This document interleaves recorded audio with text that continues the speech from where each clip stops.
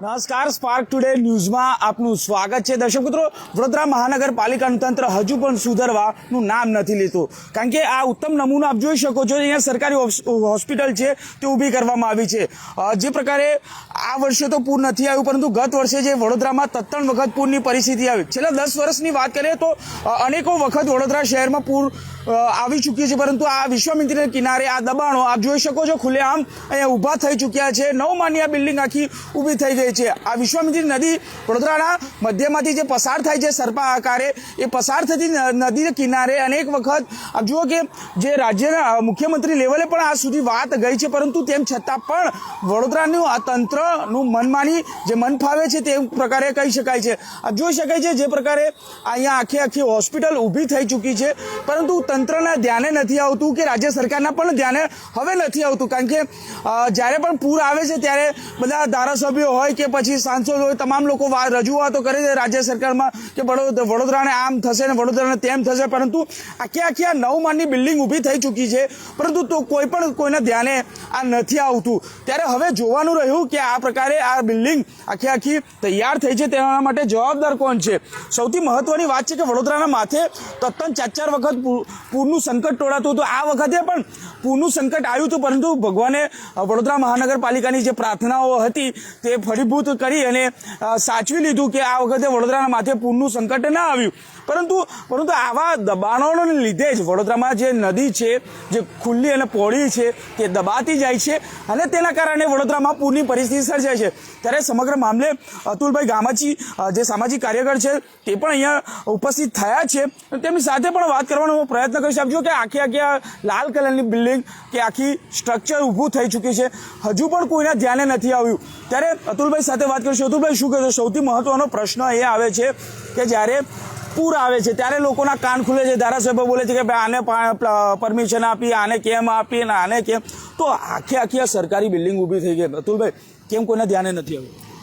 વડોદરા શહેર સંસ્કારી નગરી, ભ્રષ્ટાચારી નગરી, ખડોદરા અનેક ઉપનામ મળ્યા છે અને હવે વડોદરા શહેરમાં પવિત્ર વિશ્વામિત્રી નદીના કારણે વડોદરા શહેરની જનતા જે વેરો ભરે છે એને બધું બહુ ભોગવવું રહ્યું છે.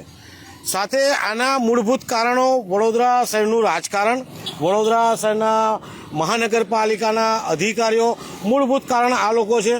જેમ પવિત્ર વિશ્વામિત્રી નદી પાવાગઢની તળેટીમાંથી નીકળીને વેમાલી પાસે આવે છે, એના પછી આ વિશ્વામિત્રી નદીમાં પુરાણ થતું જોવા મળ્યું છે. અને ગત વર્ષે જે પૂર આવ્યા, કરોડો અબજો રૂપિયાનું લોકોને નુકસાન થયું. ઘણા લોકોના અનાજથી માંડીને તમામ વસ્તુ ડૂબી ગઈ, ઘર વખરી પણ સ્વાહા થઈ ગઈ. હાલમાં જે રીતના વડોદરા શહેરની પવિત્ર વિશ્વામિત્રી નદી છે, એના નદીના કિનારે જે પ્રતિબંધિત ઝોન છે, એ પ્રતિબંધિત ઝોનની અંદર રહેણાંક ઝોનની પરમિશનો વડોદરા શહેરના ધારાસભ્યો લાવ્યા, વડોદરા શહેરના સાંસદ લાવ્યા અને પ્રતિબંધિત ઝોનમાં રહેણાંક ઝોન બનાવીને જે રીતે ગત વર્ષે વિશ્વામિત્રી નદીમાં પૂર આવ્યું, મુખ્ય કારણ પ્રતિબંધિત ઝોનને રહેણાંક ઝોનમાં બદલવાનું. ગ્રીન બેલ્ટની જે જગ્યાઓ છે એ જગ્યાઓમાં પરમિશનો આપી દેવી, હોટલો બનાવી દેવી, મોટા ઘરો બનાવી દેવા, બંગલા બનાવી દેવા, આ બધા મૂળભૂત કારણો વડોદરા મહાનગરપાલિકાના સત્તાધીશો અને અધિકારીઓના કારણે વડોદરા શહેરની પવિત્ર વિશ્વામિત્રી નદી નહીં પરંતુ એક નાળું બની ગયું છે.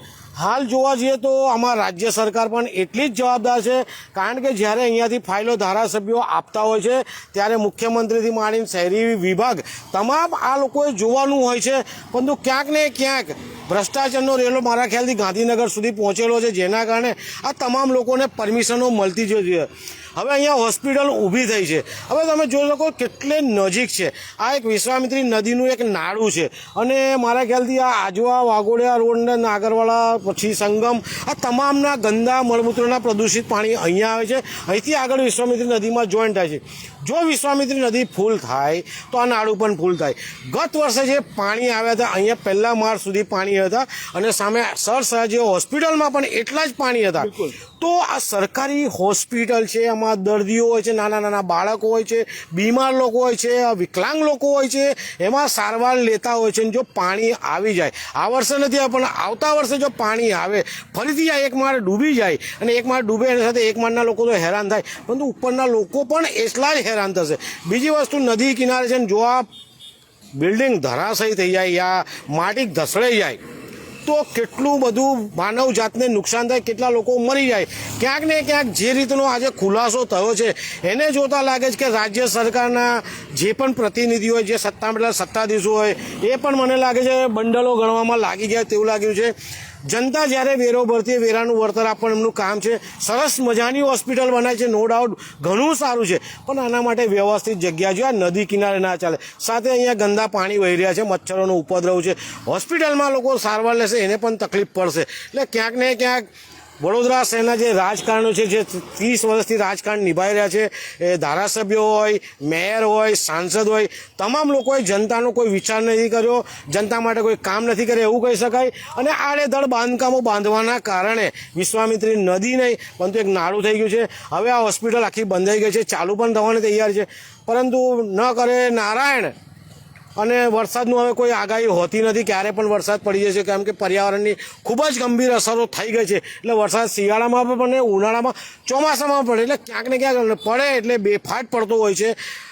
2-4 ઇંચ ને 10-15 ઇંચ વરસાદ સામટો પડે. જો પૂર આવી જાય તો હોસ્પિટલના લીધે અનેક લોકોને નુકસાની ભોગવવાનો વારો હશે. એટલે ક્યાંક ને ક્યાંક ધારાસભ્યો એટલા જવાબદાર છે અને રાજ્ય સરકાર પણ એટલી જ જવાબદાર છે આવી પરમિશનો ન આપવી જોઈએ. બિલકુલ અતુલભાઈ, સવાલ મારો એ છે કે જે પ્રકારે તમે જણાવ્યું કે ભાઈ રાજ્ય સરકાર પણ જવાબદાર છે, વડોદરાનું તંત્ર પણ, પરંતુ જ્યારે પણ આ ફાઇલ મંજૂરી માટે ટાઉન પ્લાનિંગમાં જતી હોય છે તો ટાઉન પ્લાનિંગના અધિકારીઓ પણ એટલા જવાબદાર છે, કારણ કે એ લોકો નથી વિચારતા કે ભાઈ આ દબાણ થશે, પરિસ્થિતિ ભવિષ્યમાં પૂર આવશે તો લોકો દર્દીઓ ફસાશે, અહીંયા હોસ્પિટલ શરૂ થશે તો દર્દીઓનો પણ હાલત મુશ્કેલ થશે, તો પછી કેમ આવો વિચાર નથી આવતો? જે રીતના મેં કહ્યું કે નોટો ગણવામાં લોકો લાગી ગયા છે, બસ આખો દિવસ નોટો જ ગણવી છે. નોટો ગણવાના ચક્કરમાં પ્રજાનું હિત નથી વિચારતા અને નોટો જ ગણવી છે. અને જ્યારે નકશા પાસ થતા હોય છે ત્યારે ટાઉન પ્લાનિંગના મુખ્ય અધિકારી પણ જોતા હોય છે, રાજ્ય સરકાર પણ જોતી હોય છે, ધારાસભ્યો, પરંતુ જે નોટો ગણવાનું મશીન એમના હાથમાં છે, ધારાસભ્યો હોય, સાંસદ હોય, નગરસેવક હોય, ટાઉન પ્લાનિંગના અધિકારી હોય, સત્તાધીશો, 30 વર્ષના શાસનમાં જે નોટો ગણવાના મશીનોના કારણે જનતાને ઘણું બધું ભોગવવાનું આવ્યું છે. આમાં સૌથી વધારે પરમિશન ટાઉન પ્લાનિંગ વિભાગ દ્વારા જ આપવામાં આવતી છે. નકશા જોવામાં આવતો છે, આજુબાજુની એરિયો જોવામાં આવે છે, ગ્રીન બેલ્ટની જગ્યાઓ જોવામાં આવી છે, સાથે નદી કેટલે દૂર છે, નાળું કેટલે દૂર છે, શું નડી શકે એવું છે. ના તો હોસ્પિટલ એટલે ગંદકી તો હોવી જ ના જોઈએ પહેલી વસ્તુ. તો આ તમામ જોયું હશે, તેમ છતાં પરમિશન માટે ખેલ ખેલી લીધો હશે ધારાસભ્યોએ અને મુખ્યમંત્રી સાહેબ જોડે સહી પણ કરાવી દી હશે. આરોગ્ય વિભાગે પણ કંઈ તપાસ કરવા આવ્યું નહીં એવું લાગી શકે છે, કેમ કે જો આરોગ્ય વિભાગ તપાસ કરવા આવ્યું અને આ ગંદકી બી જોવે તો પરમિશન ના લે. એટલે ક્યાંક આરોગ્ય વિભાગ પણ તપાસ નથી કરી, બધું કાગળ પર જ ચાલી રહ્યું છે અને ચાલતું આવ્યું છે. એટલે 30 વર્ષના શાસનમાં જે જનતાએ ભોગ્યું છે, મારા ખ્યાલથી ફરીથી આ હોસ્પિટલ જો ચાલુ થઈ જશે ને ટૂંક સમયમાં, એટલે આવતા વર્ષે કદાચ પૂર આવે તો ઘણું બધું મનુષ્ય જાતને નુકસાન થઈ શકે છે. વધારે પૂર આવે, આ નદી કિનારાની જમીન છે, ધસડાઈ પણ શકે છે, પડી પણ શકે છે, પરંતુ જે પરમિશનો આલનારા, પરમિશનો લાવનારા તમામ આમાં જવાબદાર છે. મુખ્યમંત્રી સાહેબે પણ આમાં તપાસ માટે કમિટી બનાવવી જોઈએ અને તપાસ કરવી જોઈએ. માનો છે એસઆઈટીની તપાસ થવી જોઈએ. જે રીતના જો ખોટું થયું છે, નદી કિનારે થયું છે, ગ્રીન બેલ્ટની જગ્યાઓ છોડ્યા વગર થયું છે અને નદીનું નાળું છે, નદીમાં વિશ્વામિત્રી નદીમાં પૂર આવેલું છે, અત્યારે પહોળી તો કરી છે, પરંતુ જે તે મેયર સાહેબ, ચેરમેન સાહેબ કે જે કુદરત છે, વરસાદ વધારે પડે તો પાણી પણ આવે, તો એ સ્ટેટમેન્ટના આધારે કે જે વરસાદ વધારે પડે અને પાણી આવે તો હોસ્પિટલનું શું થાય, દર્દીઓનું શું થાય, નાના બાળકો હોસ્પિટલમાં હોય એનું શું થાય, વિકલાંગ લોકો. એટલે ક્યાંક ને ક્યાંક આના પર તપાસ ચોક્કસ રાજ્ય સરકારે મૂકવી પડશે. મુખ્યમંત્રી સાહેબને આગામી દિવસોમાં જાણ પણ કરીશું. મુખ્યમંત્રીને જાણ કરશો, પરંતુ હવે એવું લાગે છે જે ખાડો ખોદે એ જ પડશે, કારણ કે સંભાવના તો એવી છે, કારણ કે નદી કિનારો છે. હા, જે રીતના મને લાગે છે જે ખુલાસો થયો છે, વ્યવસ્થિત જોરદાર ખુલાસો થયો છે કે નદી કિનારે આવા બાંધકામ ન હોવો જોઈએ, રાજ્ય સરકારે મંજૂરી ન આપવી જોઈએ. પરંતુ જે નોટોનો ખેલ ચાલી રહ્યો છે, એ નોટોના ખેલ ને કટકીના ખેલો જે ચાલી રહ્યા છે એના કારણે કદાચ રાજ્ય સરકારના આરોગ્ય વિભાગે પણ કદાચ જોયું ના જોયું, કાગળ પર જોઈને આ પરમિશનો આપી દીધી છે. ટાઉન પ્લાનિંગ પણ આમાં એટલું જવાબદાર છે, વડોદરા શહેરનો વહીવટ પણ એટલો જવાબદાર છે. મારા ખ્યાલથી કલેક્ટર સાહેબે પણ આમાં ધ્યાન અને રસ દાખવવો જોઈએ, કારણ કે આ હોસ્પિટલ છે અને કલેક્ટર એટલે વડોદરા શહેરના રાજા છે. જો રાજા ધ્યાન નહીં આપે તો આ પ્રજા બિચારી શું કરશે? રાજાના નીચે જે પણ ભેગા થયેલા છે અધિકારીઓથી માંડીને રાજકારણીઓ. રાજાનું માણસ કે નહીં ભગવાન જાણે, પણ રાજાએ બી આમાં ધ્યાન આપવું જોઈએ. કલેક્ટર વડોદરા શહેરના રાજા છે, કલેક્ટર સાહેબને પણ અમે જાણ કરીશું. બિલકુલ કલેક્ટર સાહેબને જાણ કરશે તેવું સામાજિક કાર્યકર કહી રહ્યા છે. પરંતુ આપ જુઓ કે સૌથી મહત્વની વાત એ છે કે આખી હોસ્પિટલ અહીંયા તૈયાર થઈ ચૂક્યું છે ને અહીંયાથી આપ જુઓ કે હવે જ્યારે હોસ્પિટલ આપ જુઓ કે અહીંયા સીધા દ્રશ્યો જે મળમૂત્રના જે ગંદા પાણીના દ્રશ્યો પણ અહીંયા સામે આવી રહ્યા છે. આપ જોઈ શકાય છે જે પ્રકારે આખું જે પાણી અહીંથી વહી રહ્યું છે વિશ્વામિત્રી નદીમાં. એટલે આ પ્રકારે વડોદરા મહાનગરપાલિકાની ગંભીર બેદરકારી ગણો કે વડોદરા મહાનગરપાલિકાનું તંત્ર, કલેક્ટરનું તંત્ર કે પછી સંપૂર્ણ આ વહીવટી તંત્ર જવાબદાર છે. અને સાથે રાજકારણ પણ એટલા ધારાસભ્યો હોય કે તમામ લોકો જવાબદાર છે, કારણ કે વિશ્વામિત્રી નદીના કાંઠે આ પ્રકારે આખું સ્ટ્રક્ચર ઊભું થઈ ચૂક્યું છે. તો હવે આ સ્ટ્રક્ચર ઊભું થયું છે તો તેની સામે કડક કાર્યવાહી થાય તેવી માંગ કરવામાં આવી રહી છે. ચોક્કસથી કહી શકાય કે પરંતુ આ કલેક્ટર અને સાથે વડોદરા મ્યુનિસિપલ કોર્પોરેશનનું બંને તંત્રએ આ ધ્યાન આપવું જોઈએ, કારણ કે વિશ્વામિત્રી નદીના કાંઠે આ હોસ્પિટલ ઊભી થઈ છે. અહીંયાથી ગંદકી પણ ફેલાશે. જો ગંદકી અહીંયા હોસ્પિટલમાં લોકો સારવાર લેવા માટે આવશે, પરંતુ હવે આ જ ગંદકીના કારણે વધુ લોકો બીમાર પડશે. તો મતલબ શું આવી હોસ્પિટલમાં આવીને? સરકારી હોસ્પિટલ છે, સારી વાત છે, સારી હોસ્પિટલ તૈયાર કરવામાં આવી છે, પરંતુ રાજ્ય સરકારે પણ એટલી જવાબદારીથી આની પર કમિટી બેસાડી તેવી માંગ સામાજિક કાર્યકર કહી રહ્યા છે. પરંતુ હવે આ વિશ્વામિત્રી નદી હવે સંકળાઈ રહી છે. જે મોટી મોટી વાતો થઈ રહી છે કે વિશ્વામિત્રી પહોળી કરવામાં આવી છે, પરંતુ તેની સામે એટલી જ સંકળાઈ રહી છે. ત્યારે હવે રાજ્ય સરકારના મુખ્યમંત્રી ખૂબ ધ્યાન આપે વડોદરા પર અને તેની સામે આ કડક કાર્યવાહી કરે.